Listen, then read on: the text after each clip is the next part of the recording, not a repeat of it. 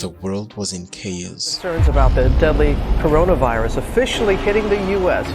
2, 3, all the way. Businesses were closing, people lost their jobs, roads abandoned. China's economy has developed at an extraordinary rate. In Europe and the US, the mood has been shifting sharply and quickly. China is so huge that it comprises different realities at the same time. The global economy itself is starting to somewhat fragment. However, in the midst of all these, a small subset of people has ripped billions of dollars and invested back into their businesses. It's estimated that US billionaires have gotten about $1.2 trillion richer during the pandemic. How is it possible, you must be asking yourself? They sure cheated, you suggest yourself. Well, in this video, we'll be diving into the origins of COVID-19, the lab leak theory, and how a small subset of people has ripped billions of dollars during the pandemic. So without further ado, let us talk about the origins.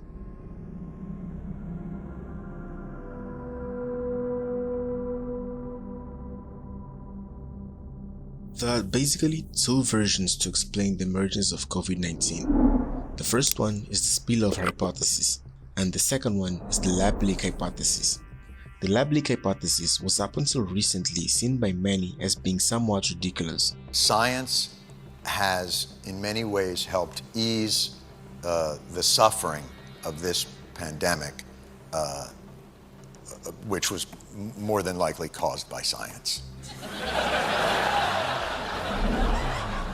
But many ended up changing their minds and believing in the lab leak hypothesis, and now we'll explain the reason for this change of mind. But first, let us talk about the spillover hypothesis.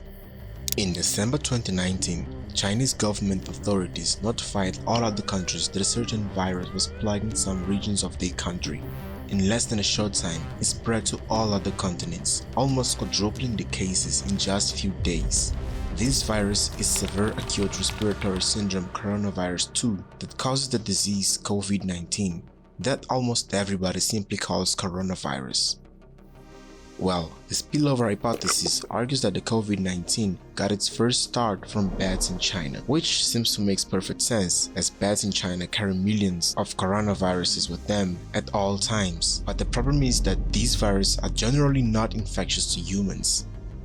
However, the spillover hypothesis proposes that perhaps a variant appeared that was compatible with animals, and in fact the pangolin, and therefore the pangolin infected with the virus moves to the fresh market located in Wuhan. So a person had contact with the infected pangolin, and that person also got infected with COVID-19. Now, this is what almost everybody knows when it comes to the causes of coronavirus.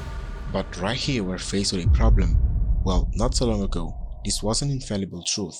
Everyone was spreading the word that COVID-19 had emerged from the fresh market in Wuhan through a bat and a pangolin. But the problem is that after several surveys, it was found that there is no record of sale of neither pangolins nor bats in the Wuhan market between May 2017 and November 2019, 1 month before the outbreak. And also, the very first case of COVID-19 was found early in October to mid-November 2019, 2 months before the official case in China, portrayed as being a result of a pangolin and a bat. However, some early cases had no known connection with Wuhan, implying that SARS-CoV-2 was already circulating before it reached the market. So then, what the hell happened? The fact is that, even after all this, the spillover hypothesis remains on top of the possible causes for the COVID-19. Now, this is probably due to the fact that this is how most pandemics started.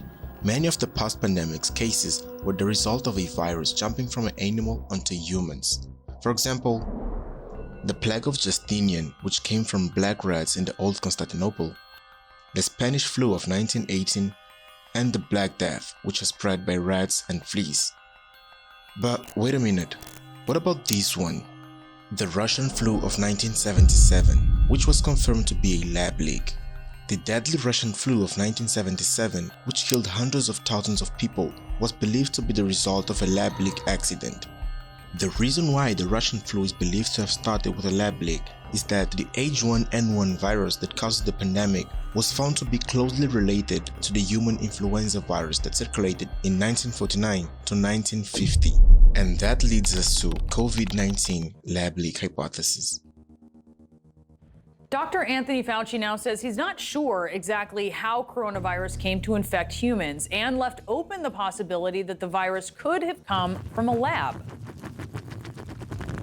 Are you still confident that it developed naturally? No, I'm not convinced about that. I think that we should continue to investigate what went on in China until we find out, to the best of our ability, exactly what happened. To be clear, Dr. Fauci never said that COVID-19 did not come from a lab. What he said was there was no scientific evidence supporting that it did. And later in that very same interview, Fauci said investigators still say the spread was likely natural, meaning zoonotic, starting from an animal that transmitted it to humans, which has long been the explanation that was more broadly considered as likely, that it began in Wuhan's seafood market, where there were also a number of animals. So how did we get here? With America's most prominent public health expert saying that the lab leak theory, which was previously hawked by conspiracy theorists, might actually be credible. Allow me to explain in my thoughts, and some other people's thoughts, what may have happened. Well, besides the fresh market located in Wuhan, portrayed as the epicenter of the coronavirus and responsible for the spillover hypothesis, there is another building a few blocks away which is portrayed as being responsible for the lab leak hypothesis, the Wuhan Institute of Virology. The Wuhan Institute of Virology is located in central China, city of Wuhan, and it is the place where more recently became the main possible source of the COVID-19 virus. The reason why such idea arose may be because this is the largest repository of coronavirus samples sitting inside freezers in the world, and some of them were designed to be more infectious to humans. Feeling confused, right? Well, let me explain. According to Evox research, the term lab leak refers to the possibility that COVID-19 was at some point being studied in a lab in China prior to the COVID-19 pandemic and then later escaped. But wait. Why were they keeping samples of coronavirus? Why were they studying better ways to infect humans? Well, maybe this part from Jhonny Harris' video will help us better understand that. So this is what's known as gain-of-function research, and the idea is to study more infectious versions of the virus in order to learn from that what we need in order to stop the next pandemic from ever happening in the first place. As stated in the Vox survey, the research tries to map potential ways a virus could mutate and lead to an outbreak, therefore allowing scientists to get a head start on countering a potential dangerous pathogen. But the problem is such research is considered controversial and very dangerous, and also this kind of research are only allowed for labs with at least biosafety level 3. And the concern is that Wuhan Institute of Virology was handling coronavirus samples at a biosafety level 2, what only increases the concern about the possibility that the virus escaped from their labs. Dr. Walter Ian Lipkin, a virologist at Columbia University, say that, quote, people should not be looking at bad viruses in biosafety level 2 labs, when he learned that the Wuhan Institute of Virology was conducting researches on similar viruses at a lower level of protection. Whether or not the coronavirus jumped from an animal to a human, whether it leaked from a lab in Wuhan, is a very complicated investigation. And things become harder as the China government is not making it easy for the investigators. But for some reason, China is not really playing ball with letting an inquiry or an investigation happen. When Australia got up and called for a transparent investigation into COVID's origins, including looking into the lab leak hypothesis, China immediately retaliated with economic sanctions on Australian products like wine and beef. What? Little defensive? Like, wouldn't China want to have an independent investigation into this hypothesis so that if it's false, it can be proven false and we can put it to rest? It seems like that would be in their interest, and yet they're making it incredibly difficult for anyone to do an investigation. It is as if coronavirus is good for them in a way, though thousands of people in China died because of it. Mike, at the end of the day, it's profoundly in China's interest to do this as well, because, look, it suffered too.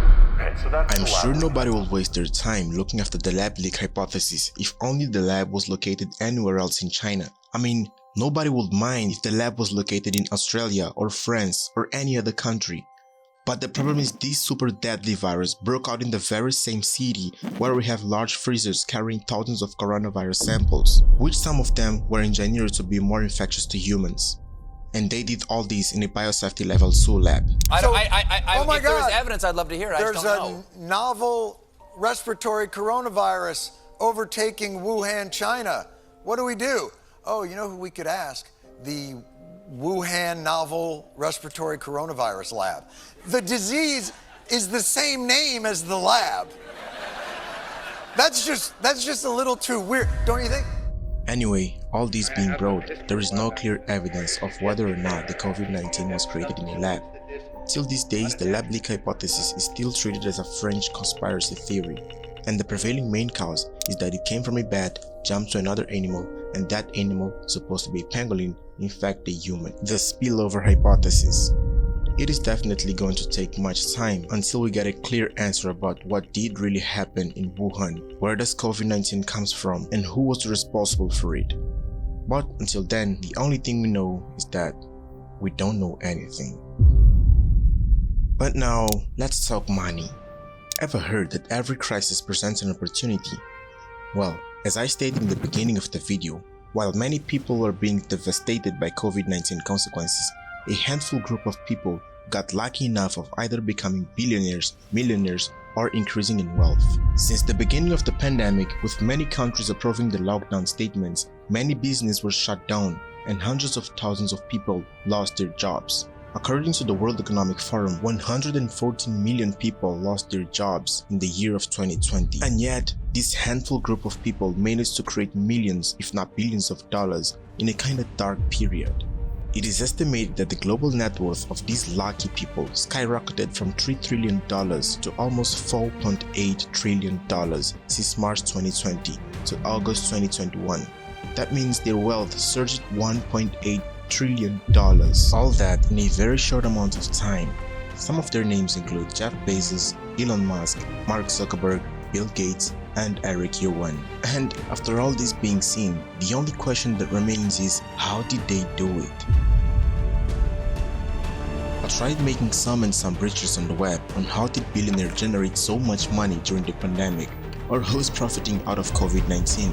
And the best results I could get were from people blaming the wealthy people for their poverty, and claiming that the wealthy people are evil because they should use their money to help poor people. Or in other words, offer money to poor people, since they have a lot. Well, I'm still working on a video about inequality between poor and super wealthy people and the dark side of philanthropy. But for now, let's dive into what I consider to be the real reason why some lucky people made rivers of money during the pandemic.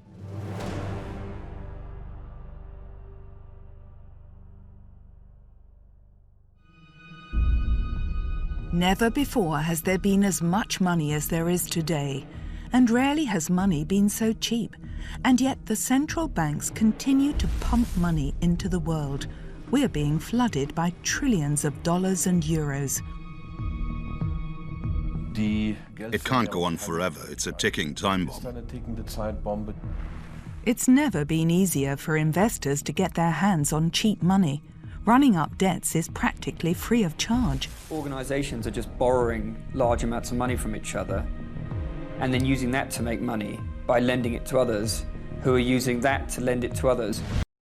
If you pay a little attention on how market functions, you probably have already noticed that the richest men solved some of the biggest problems people were facing, whether it was a problem from a small community or to the world. So from here, we already get the real equation for making rivers of money, which is solving big problems, or rather, solving a problem. Your time spent on a work isn't related to the amount of money you will make, and in most cases isn't going to make you a billionaire, not even a millionaire, but the otherwise will. The more people spend time consuming your product or service, the more are the chances you're making rivers of money from it. Now, this is exactly what happened during the pandemic periods. People started switching the products they consumed as to the lockdown scenario. The time that usually was spent on work was by many people spent on other products such as Netflix, what generated 15 million new users and rivers of almost $6 billion. With many of the stores being closed, the only perfect solution people had was online shopping, a big problem solved since years by Amazon. People couldn't leave their homes due to the risk of getting contaminated, but still needed some products. So, the time spent on long shopping lines was converted into simple clicks on a screen, and that simple solution generated $108 billion in sales in the first 3 months of the current year. And almost the same happened to Zuckerberg. As almost all people were at home, they probably will be more active on their social media platforms such as Facebook or Instagram, some of the giant social media platforms. And that would be a perfect time for companies to advertise on some of the platforms.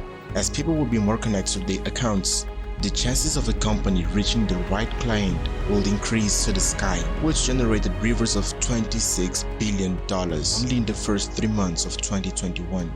Eric Yuan made over $12 billion with his platform Zoom, as people migrated from personal conversations to more digital ways in order to make sure the social distancing was respected. The platform Zoom was some of the most used apps during the pandemic period. As you can see, the only thing these lucky guys did was having the right guns for the war. They delivered valuable solutions for big problems, and therefore, big profit was the reward. Perhaps you may become the next lucky guy. Find a problem now and look for a valuable solution for the problem. And perhaps in the next crisis, your solution brings rivers of dollars while helping other people.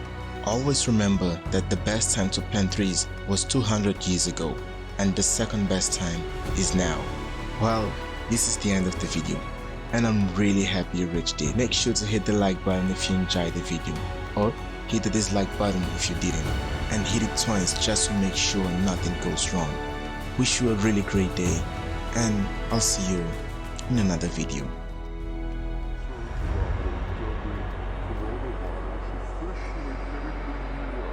Mike, at the end of the day, it's profoundly in China's interest to do this as well, because, look, it suffered too.